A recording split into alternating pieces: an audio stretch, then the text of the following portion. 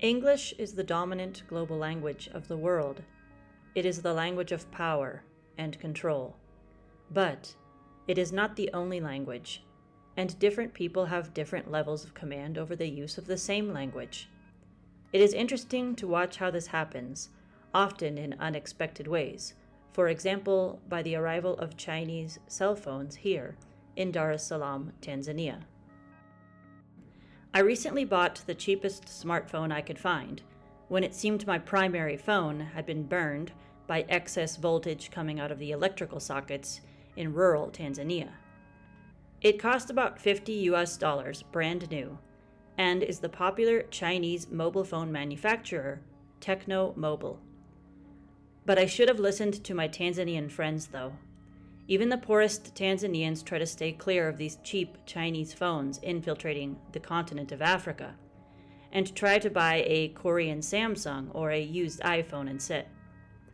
They know it is better to wait and save up for the $100 Samsung or the $200 used iPhone than settle for a nugget of plastic, metal, and coltan that will ultimately be the same as burning $50 in a dumpster fire. For the first week, the cheap Chinese phones usually run well enough, but soon, operating the phone is like slogging through quicksand. The notification preferences were particularly strange.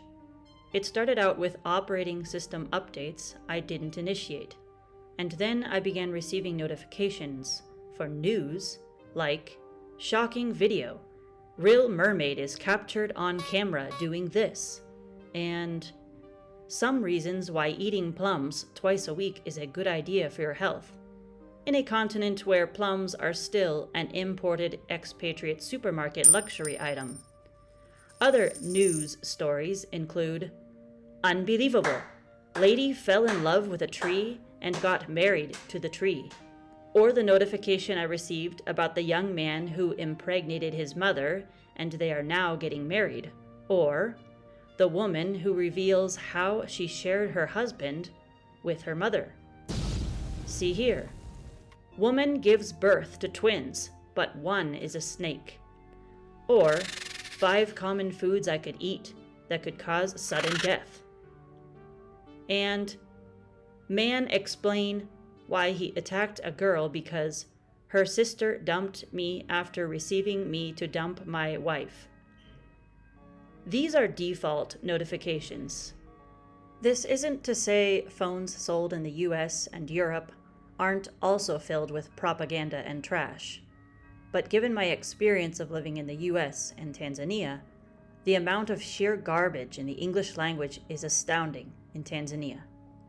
Neo-colonial and neo-imperial multinational companies fill these cheap phones with preloaded news apps while they rob us all blind, pollute the planet until the oceans and air we breathe is more toxic than the outputs from a Bangladesh fast fashion clothes factory. There will always be enough people who are entertained enough and laugh enough, and there will always be enough social engineering to distract and overwhelm people enough with life itself that the rich and their mega corporations, whether from China or elsewhere, will continue to dominate the earth. Tanzanians are acutely aware of how the Western and Arab worlds have interacted with them historically, and they also might believe their own neighbors could deceive them to sell their soul. Africans also know that China isn't much better than a witchy neighbor or the United States. Generally, China is seen as a lesser of two evils, like choosing between a cow dung sandwich and a roadkill cat covered in vomit. So, nevertheless, the cow dung sandwich it is, for now. And, lesson learned, the 50 extra bucks for a used Korean Samsung is worth it. Then there is that English problem, which I first mentioned above. What better place for domination and bullshit news to spread in English than from a Chinese phone in countries where English is not the spoken or dominant language, yet nearly all have a desire to learn that language. And perhaps English lessons in Tanzania via Chinese smartphones isn't much different from the tabloids that used to be stacked at checkout counters in America during the 1990s. The problem is that the most easily accessible English language reading material in Tanzania is garbage articles of digital tabloid news apps pumped through cheap, poorly functioning smartphones that barely hold a charge. And darn it, my phone battery died again.